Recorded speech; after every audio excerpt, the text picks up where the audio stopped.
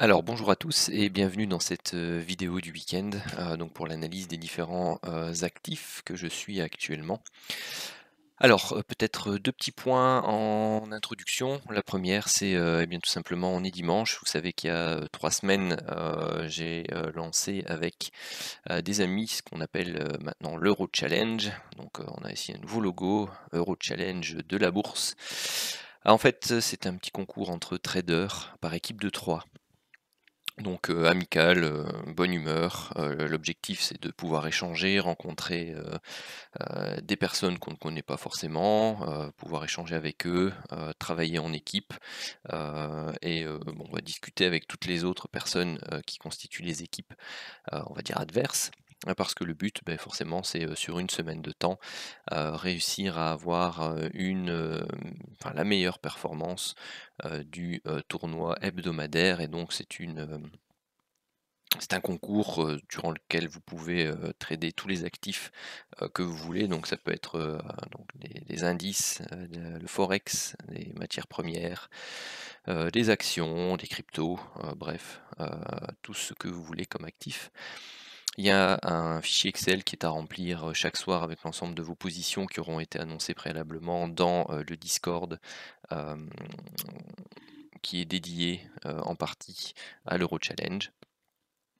Et donc voilà le tweet qui a été posté, par, Copy Trading France, que je vous recommande d'ailleurs, vous pouvez suivre, c'est, quelqu'un de très sérieux qui a un, canal, Telegram dans lequel il vous partage gracieusement toutes, ses positions, toutes ses réflexions sur les différents actifs, qu'il travaille. Donc généralement il le fait également aussi en partie dans, l'Euro Challenge.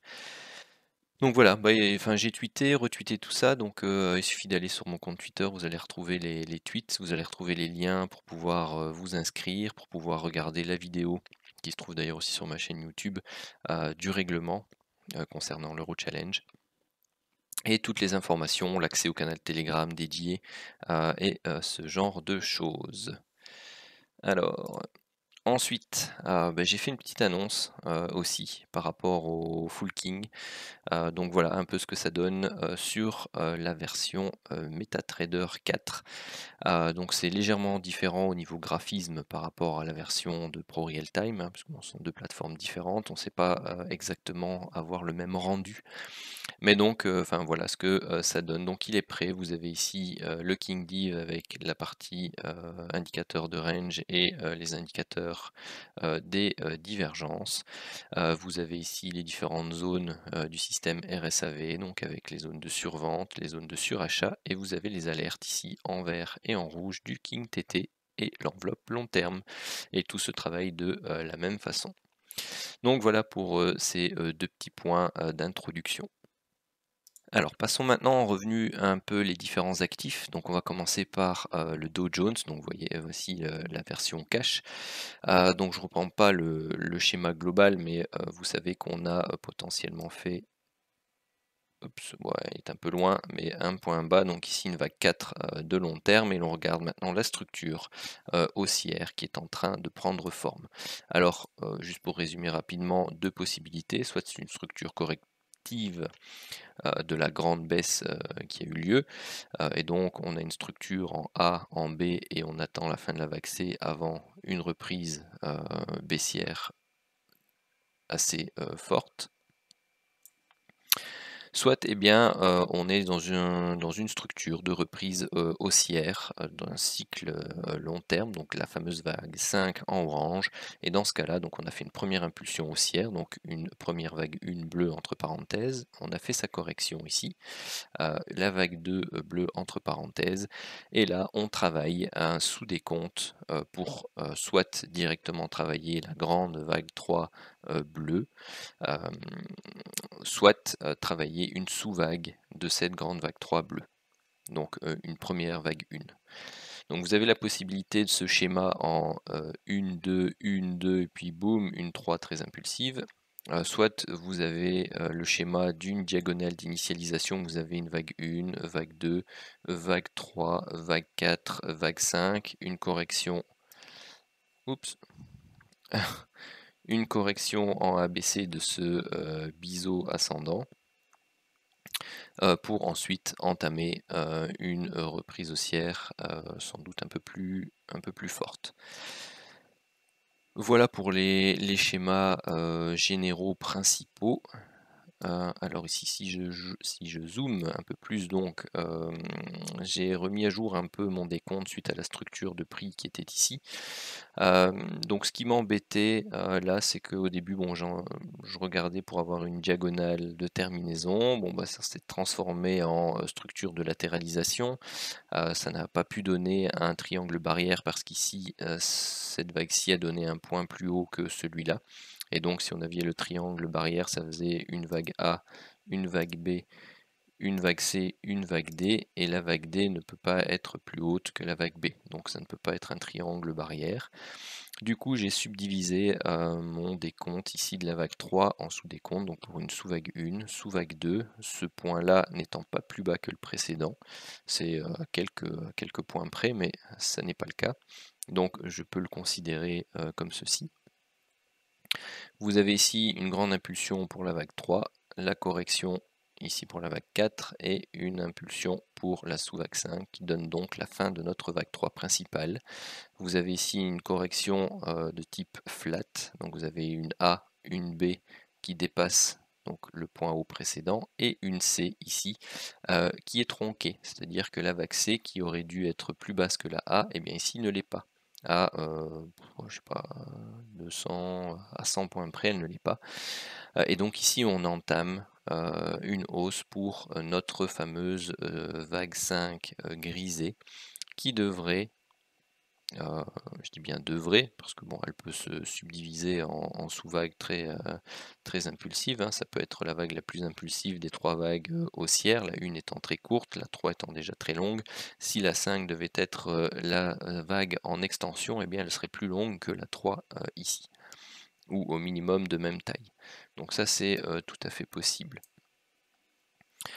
Maintenant, dans un premier temps, eh bien, tout simplement, moi je regarde la structure de prix ici pour pouvoir donc anticiper une fin de vague 5 dans des proportions relativement correctes et pourquoi pas ici sur la zone des retracements des 61,8% de la grande baisse. De mémoire, c'est cela. Hop, où est-ce qu'il est? C'est ça, 61,8 de la grande baisse ici. Hop. Ça me semble être un objectif atteignable pour la semaine en cours.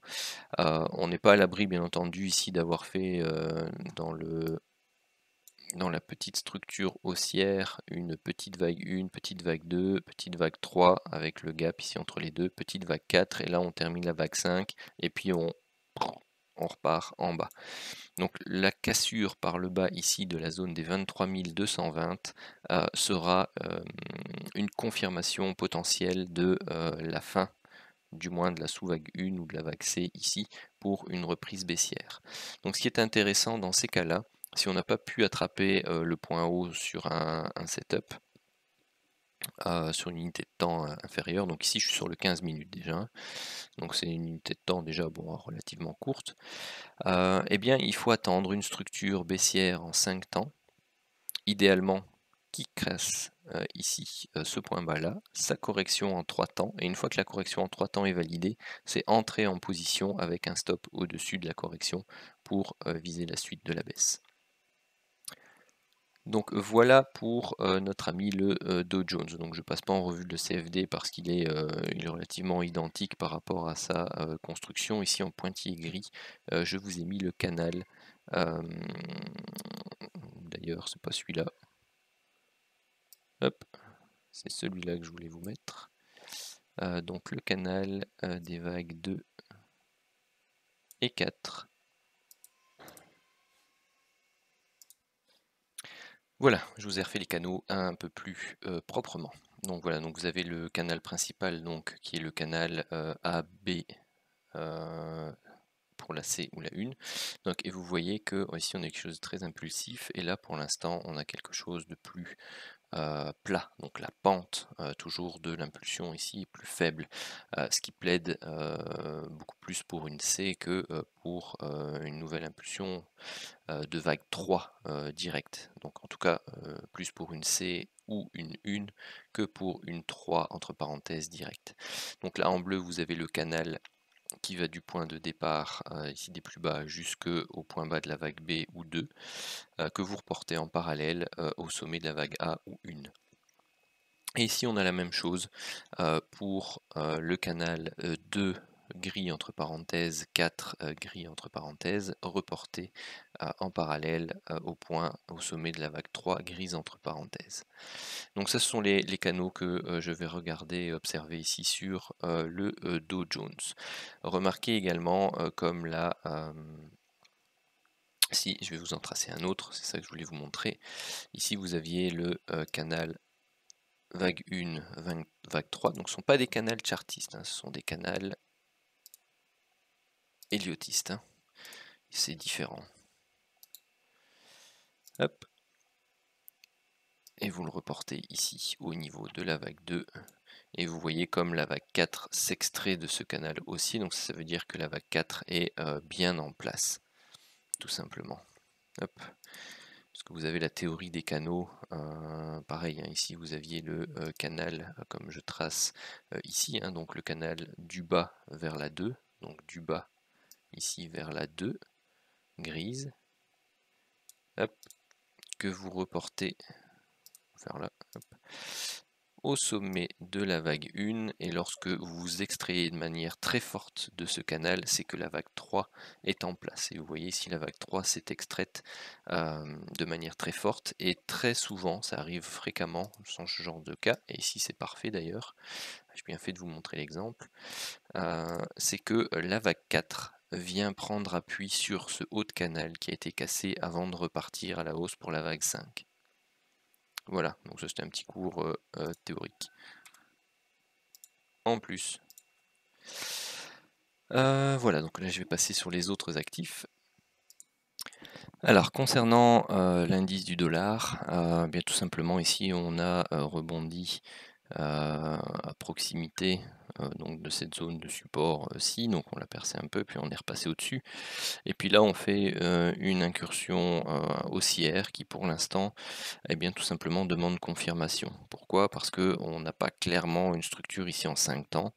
On a une impulsion haussière, on baisse, puis là on a une sorte de A, B, C, puis de nouveau une A, B, C pour l'instant, donc il faudra voir un peu comment ça se construit au niveau horaire, donc, parce que si je suis au niveau horaire, si jamais on fait tout simplement encore une correction, et puis on va chercher ici un double top ou un peu plus haut, donc le haut du canal rouge ascendant correctif, ou le haut ici de cette zone. Donc ça c'est à voir.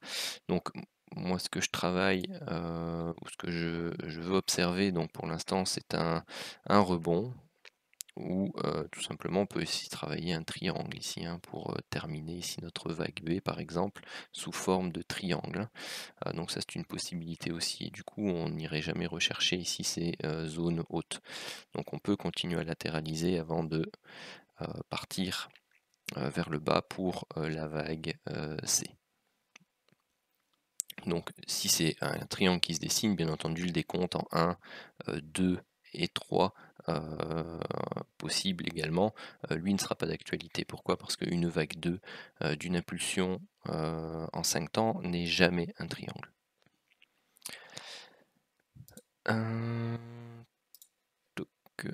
En journalier, donc vous voyez ici, vous avez ici cette structure qui monte, et puis là on commence à faire cette latéralisation, donc ce triangle éventuel. Donc on peut faire ici ce triangle et puis aller voir un peu plus bas.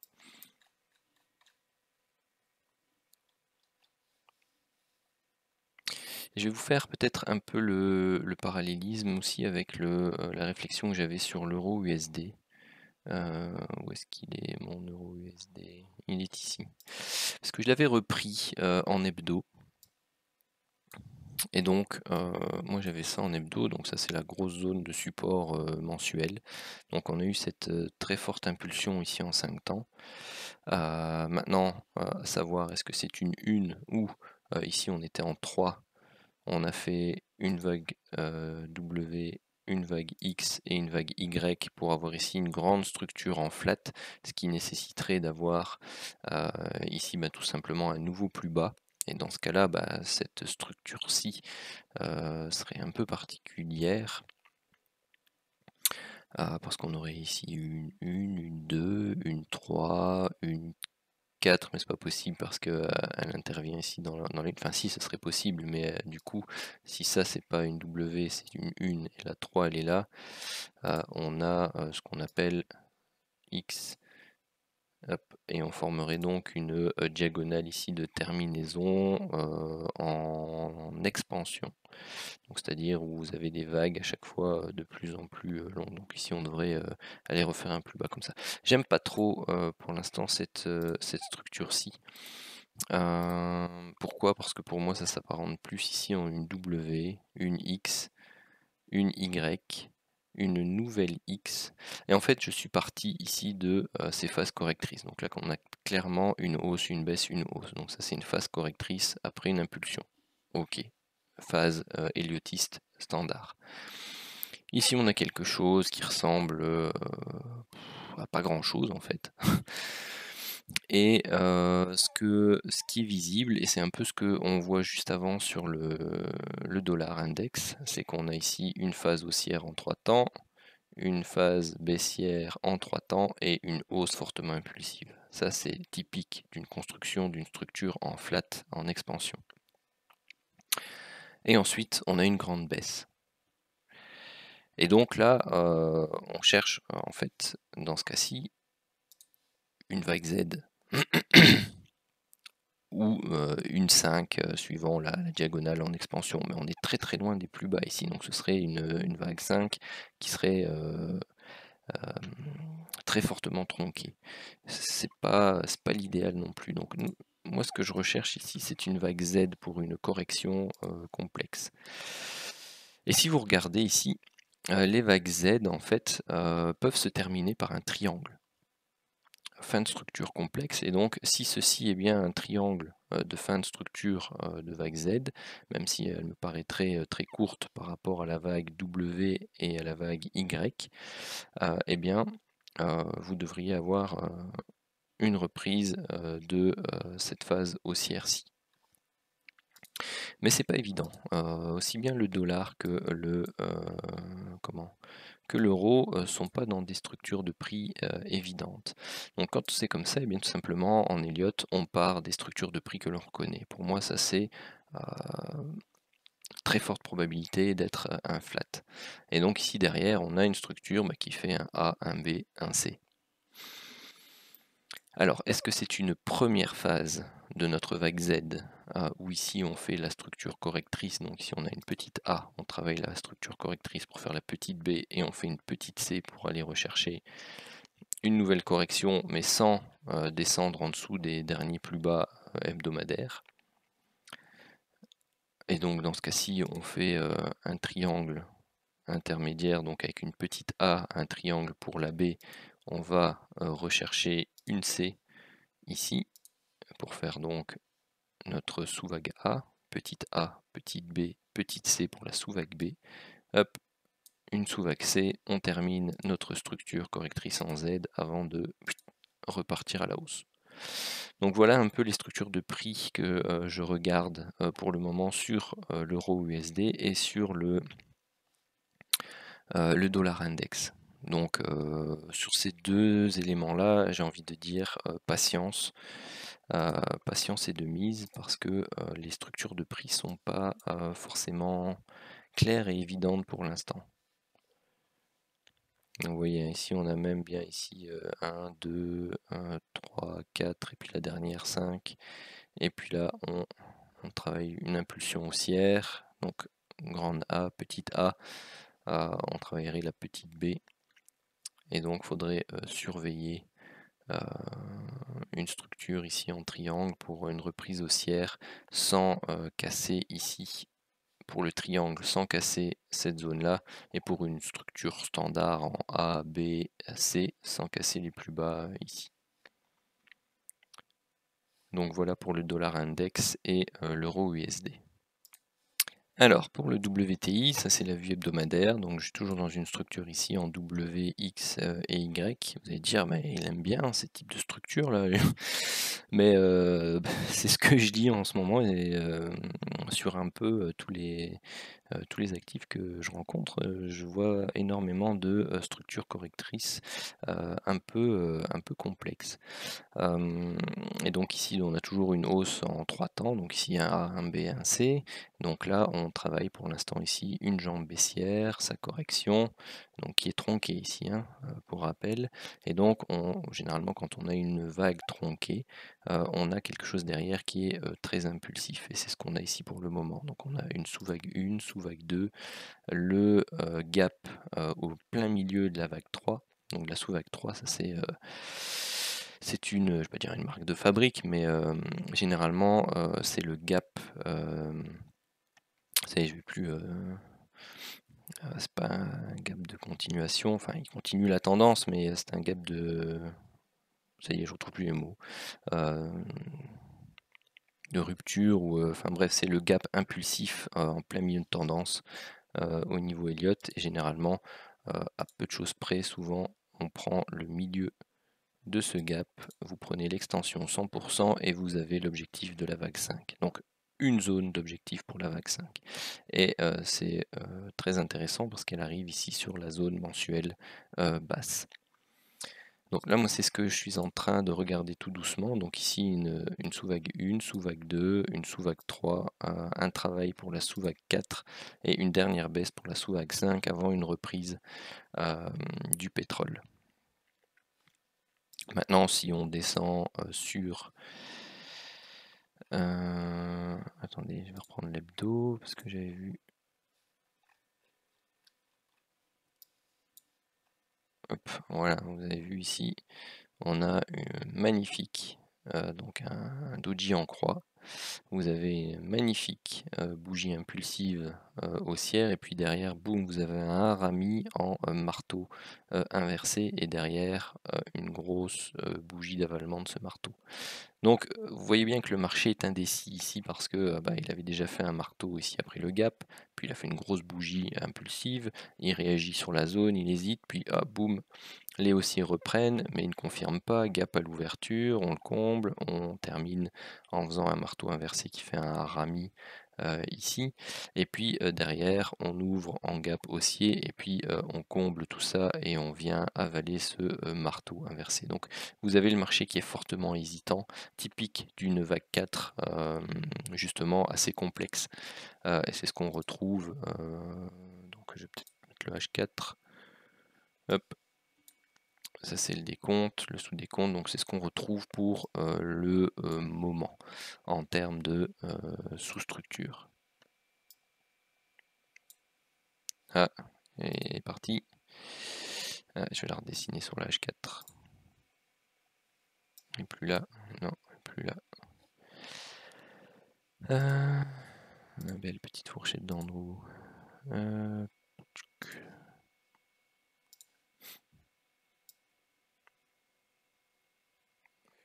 Beaucoup moins. Ah, c'est quasi un range, si on lève la mèche, ouais, enfin, quasi un range à l'horizontale qui a été transpercé une fois, transpercé 2 fois, 2 échecs, et puis là on repart à la baisse. Donc là, est-ce qu'on a validé ici notre, décidément, notre structure de vague 4? Il y a des chances, on travaille sans doute une première structure baissière pour la sous-vague 1 de la 5, et puis on devrait avoir une petite baisse, une correction, une baisse un peu plus profonde, une latéralisation et une dernière baisse.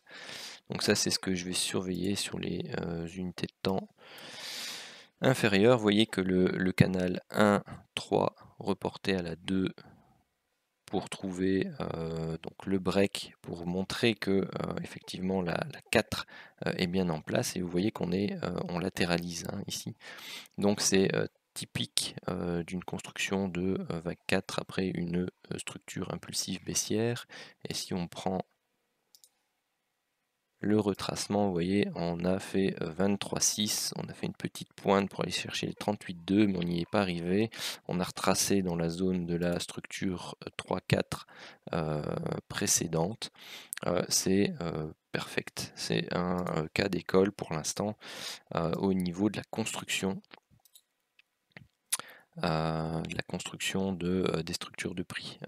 Durant la semaine, sur une vidéo intermédiaire, donc je l'avais dit, il faudra regarder si le break de ce canal, donc il a eu lieu. Le décompte dans la sous-structure ici était un peu complexe pour pouvoir déterminer, mais ici il est beaucoup plus visible sur le H4. J'aurais dû remonter en semaine sur le H4. Pourquoi? Parce qu'ici vous aviez une impulsion, vous avez la correction ici en A, B, C, et puis là vous avez 1, 2, 3, 4, et vous avez ici 1, 2, 3, 4, 5 pour finaliser la vague 5. Et donc là, on part ici pour une vague 1, une vague 2, là on travaille une vague 3, on devrait avoir la vague 4, la vague 5, et puis ici remonter en ABC, et puis repartir à la baisse. Donc on pourrait éventuellement essayer de construire une sorte de E, T, E, de structure intermédiaire ici. D'habitude, c'est plus important lorsque l'on travaille, on va dire, les structures de retournement sur sommet, mais ici, on va dire la zone donc si on continue à baisser et qu'on vient rechercher ici la zone des 21, la zone de prix ici allant 25,60, 26,90 et ici ensuite 28,50 seront trois niveaux intéressants pour terminer une vague de retracement avant de repartir à la baisse. Vous voyez ici qu'on commence à construire des divergences ici au niveau de l'indicateur également. Donc voilà pour le WTI. Le GBP USD. Donc ici, vous voyez que l'on travaille toujours cette structure un peu. Donc là, ici on est en horaire. Donc là, on a déjà un peu plus clairement ce genre de dessin. Donc vous avez ici une impulsion, une hausse, une impulsion, une hausse, une impulsion qui fait un dernier plus bas et là qui corrige. Donc ça ressemble à une diagonale d'initialisation pour une structure baissière ou corrective à la baisse. Donc vous avez ici la petite vague A. On va attendre la validation par les trois vagues correctrices haussières. Et quand on va breaker le canal haussier correctif, et bien là on aura les probabilités de notre côté pour entrer en position pour poursuivre la correction sur cet actif.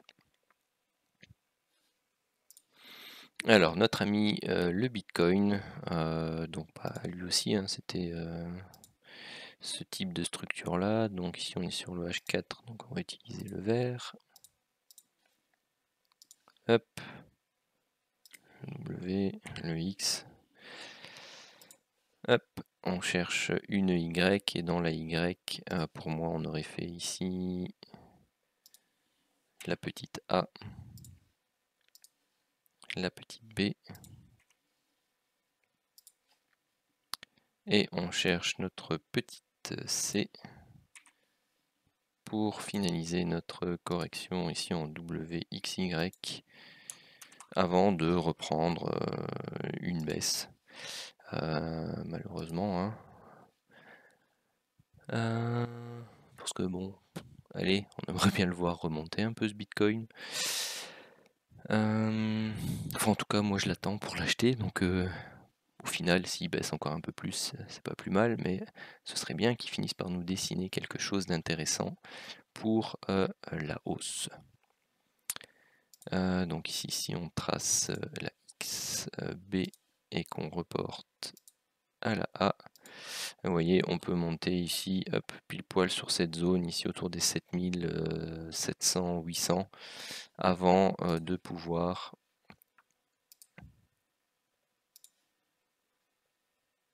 reprendre. Hop, voilà, parfait, ici. Pack, avant de pouvoir reprendre une vente pour aller rechercher éventuellement donc la fin de notre vague C, donc où ici on aurait eu une première, donc c'est peut-être même aussi une W, X et Y plutôt, parce que si on travaille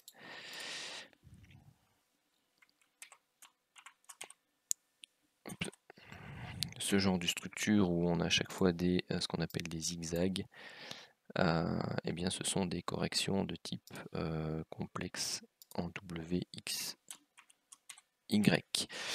Pardon. Alors maintenant, ici, la Y peut prendre n'importe quelle forme. Ici, c'est ça qui est un peu difficile quand on travaille les Y. C'est qu'on a soit ici un A, B et C, c'est fait, et puis donc là on travaille une structure qui monte, qui baisse et qui repart. Soit on a fait que la petite A, on travaille la B, et puis on fait la C.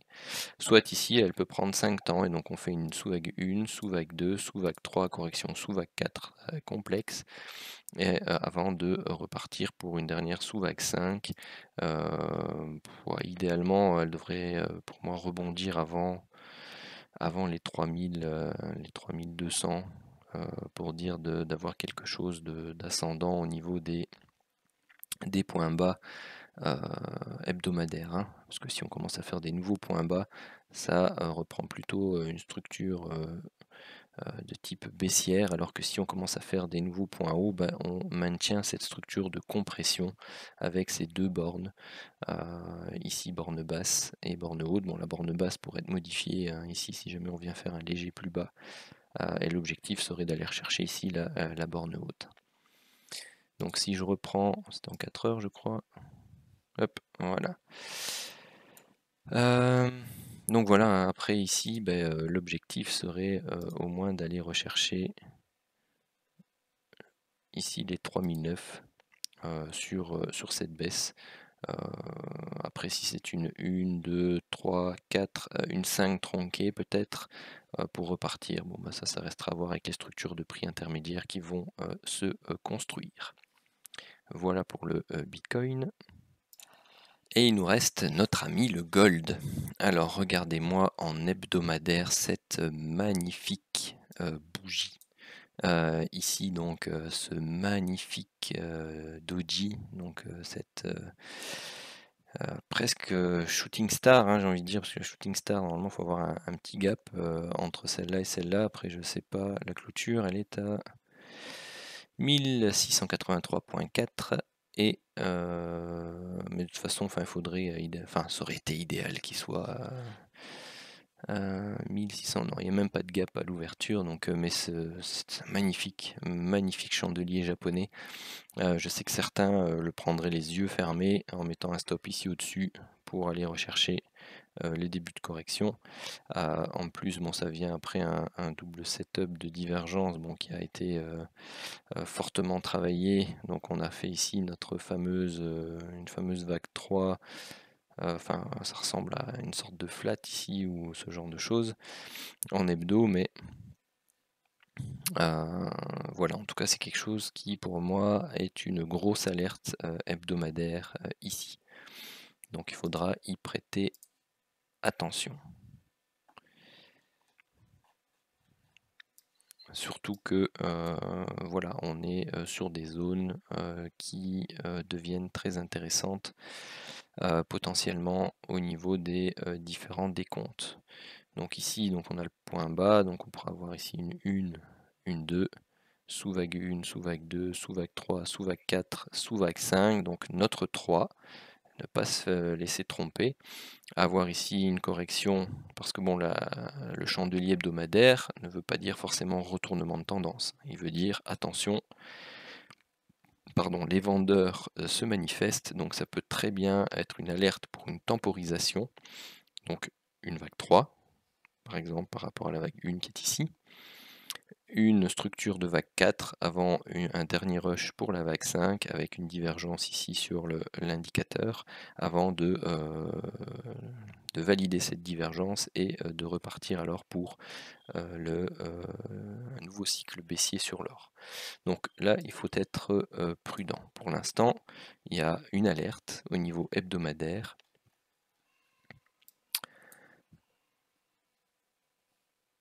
et il faut voir comment on la travaille. Donc vous voyez, quand on descend sur le H4, ce qu'on pourrait prendre ici pour une vague 1 principale, bah, c'est plutôt ou alors c'est difficile à voir, mais en tout cas c'est pas une structure, ça ressemble plus à une structure en 3 temps. Et là, une vague tronquée. Donc ici, on pourrait avoir une vague 1, une vague 2, la sous-vague 1 ici, la sous-vague 3, la sous-vague 4, la sous-vague 5.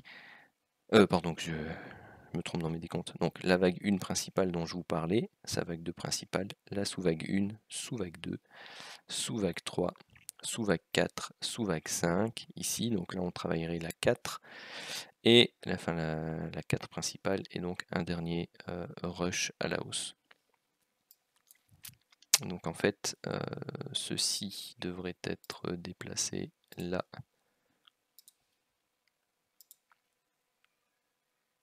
Hop, et là. Et ici,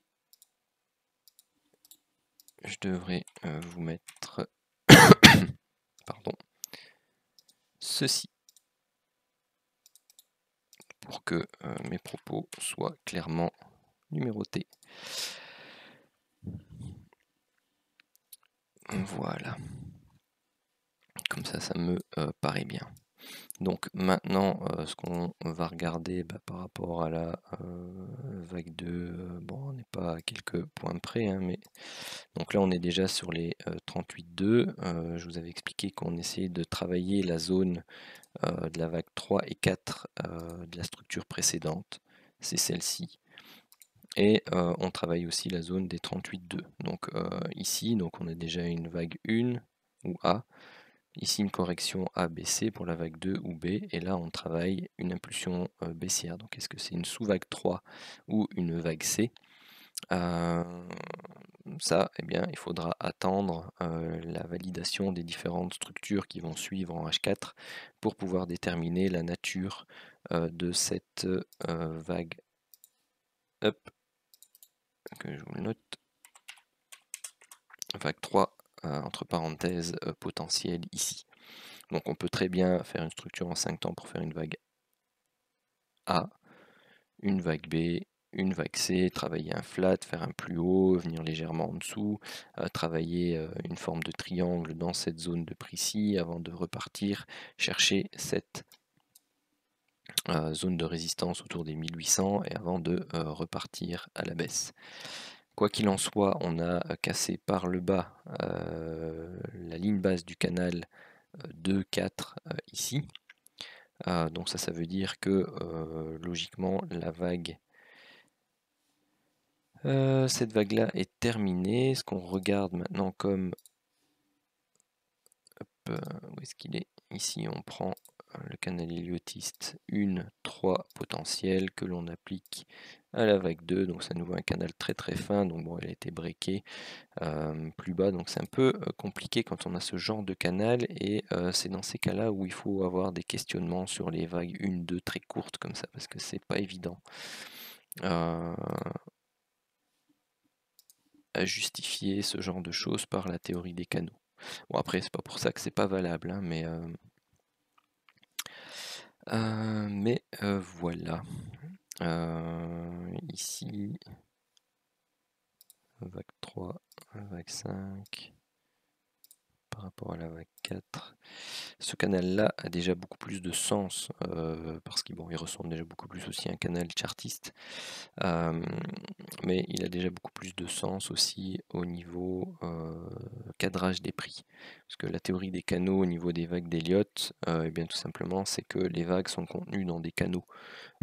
Elles s'en extraient, et quand elles s'en extraient, elles donnent des informations, soit d'impulsion, soit de fin de correction. Voilà, tout simplement. Donc pour l'instant ici, on est toujours dans ce canal intermédiaire-ci, qui est un peu plus adéquat. Donc si on prend le sommet de la vague 3 au sommet de la sous-vague 3 à sous-vague 5, qu'on le reporte au niveau de la sous-vague 4, et eh bien là on va arriver sur une zone ici qui est un ancien plus haut chartiste, qui est aussi le bas de canal, qui représente le haut d'une boîte intéressante en termes de support. Donc voilà, il sera pas inintéressant d'observer comment, la réaction des prix sur ces zones, éventuellement de voir s'il y a un rebond dessus pour aller rechercher notre fameuse vague 5, ou si on latéralise pour en sortir avant de repartir. Alors peut-être le petit dernier, le DAX. Donc parce qu'on m'a demandé pourquoi tu n'analyses pas le DAX aussi. Bon, je vais vous faire le petit décompte sur le DAX, hein, mais pour l'instant il ressemble assez fortement à celui du Dow Jones. Donc tout simplement ici vous avez eu une structure en A, enfin en 3 temps plutôt, ici, hop, 3 temps baissier, 3 temps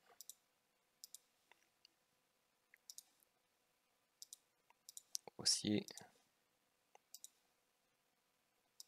et puis la fameuse structure impulsive baissière pour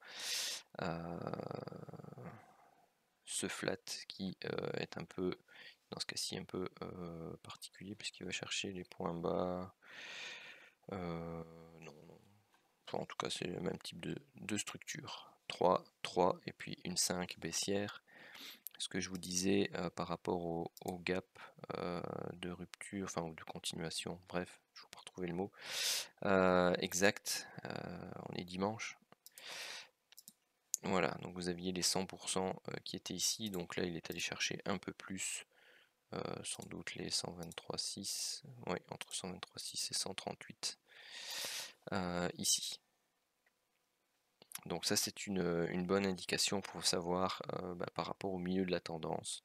Voilà, en plus c'est un gap qui breakait ce magnifique niveau chartiste ici. Bon après c'est le CFD, hein, donc c'est pas non plus le cash, donc c'est pas les mêmes informations forcément. Notez aussi ici, j'ai pas vérifié si on avait la même sur le CFD du Dow Jones, mais vous avez cette magnifique bougie d'impulsion, et vous avez le Doji Kaji en croix, donc c'est un marteau, c'est quasi, enfin un pendu. Ici, ça c'est pas bon signe souvent en chandelier japonais. Dans ce cas-ci, c'était un peu la même configuration, sauf qu'il a directement été validé par un gros gap baissier.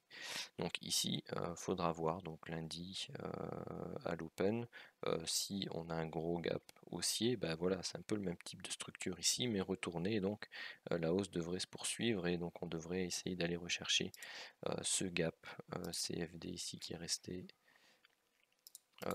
ouvert à ce niveau-là. En journalier, qu'est-ce que ça nous donne? Hop. Eh bien, tout simplement, pour l'instant, c'est le même type de structure. Donc, vous avez la zone correctrice ici au milieu. Vous avez un début de correction, une reprise.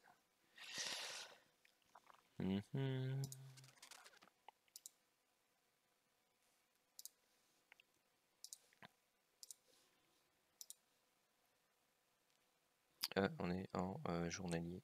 Ok, bleu. Celui-là, je vous le fais en live, hein, je ne l'ai pas préparé à l'avance. Hop, voilà.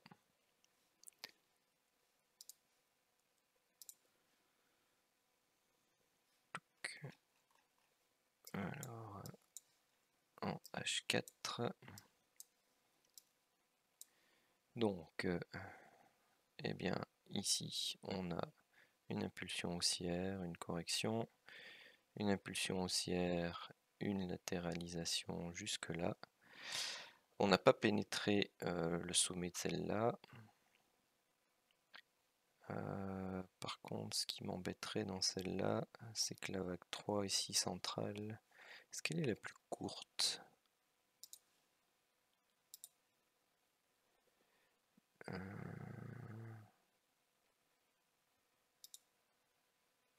Elle serait la plus courte à mon avis, donc ce serait pas... Oui, elle serait la plus courte, donc ça c'est pas une impulsion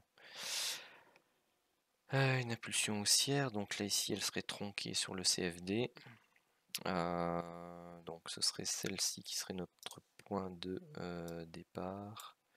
notre point bas. Donc ici on aurait l'impulsion haussière, la correction, structure complexe. C'est le plus bas, donc on monte, on baisse, on monte, on baisse, on monte.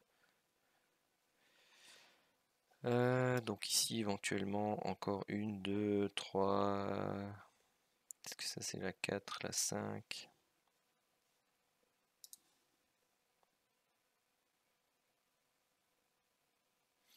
Donc là le plus bas 321. Hop, le plus bas 336, donc c'est bien celui-là le plus bas. Donc 1, 2, 1, 2, 3, 4, 5 pour la 3, ABC pour la 4, et là on cherche un dernier up pour terminer une séquence en 5 temps. Et donc ici on aurait eu une vague A, une vague B, une vague C, et vous voyez c'est un peu le même schéma. Vous avez ici une vague d'impulsion très forte, sa latéralisation, et puis une vague d'impulsion assez ramollie. On va attendre ici la divergence sur l'indicateur au niveau H4, donc dernier plus haut ici, éventuellement sur les unités de temps inférieures une divergence entre ce point-ci et le plus haut suivant, pour ensuite tout simplement aller rechercher une vente sur une zone, un setup, et pourquoi pas ici sur cette zone de contact entre ce canal haussier-ci et le haut de canal ici, donc une zone autour des 11 000, chiffre rond, magnifique, juste en dessous d'une zone de résistance qui est l'ancien gap. Tout ça ce serait parfait. Donc ici on aurait notre ça ressemble beaucoup plus à une vague A correctrice. On est sur le H4, notre vague B, et là on est à la recherche de notre vague C. Alors pour être tout à fait exact,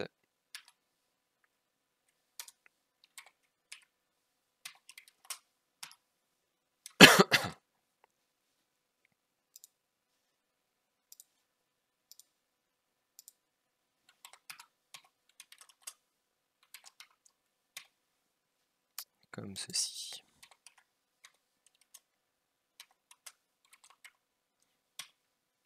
Et donc c'est un peu le même schéma que sur le Dow Jones, qui pour l'instant plaide plus pour aller rechercher une correction ici, hein, donc soit pour une vague C ou une sous-vague 1 de la 3 entre parenthèses. Donc au niveau H4, c'est pour moi le même type de structure. On est dans un magnifique canal haussier journalier. Je devrais également vous placer le canal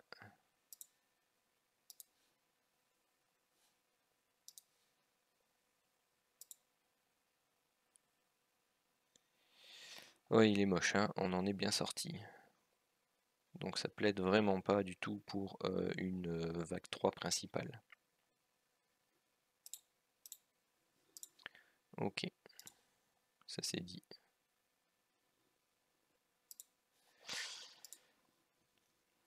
Ensuite, l'horaire. Qu'est-ce qu'il donne?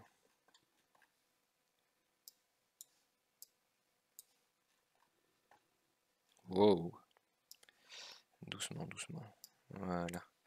Donc ici, vague 1, vague 2, sous-vague 1, sous-vague 2, sous-vague 3, sous-vague 4, hop, vague 3, vague 4, et là on cherche la vague 5. Donc on va chercher une belle structure en 5 temps ici. Une 1, une 2 en complexe, une 3, on cherche la 4 qui est peut-être pas terminée. Donc, mais il ne faut pas réintégrer ici. les 10 450. Donc il faut latéraliser ou soit venir faire ici une sorte de double bottom, éventuellement aller rechercher cette zone-là sur les 10 500, mais ne pas percer ici cette zone-là. Sinon, c'est que on n'est pas encore dans la vague 5 ou qu'elle s'est terminée, ici. Mais ça me plaît pas pour une structure. C'est là le plus haut, une baisse, latéralisation, donc 1, 2, 3, 4, 5, 6, 7, 8, 9, 10, 11, 12, 13.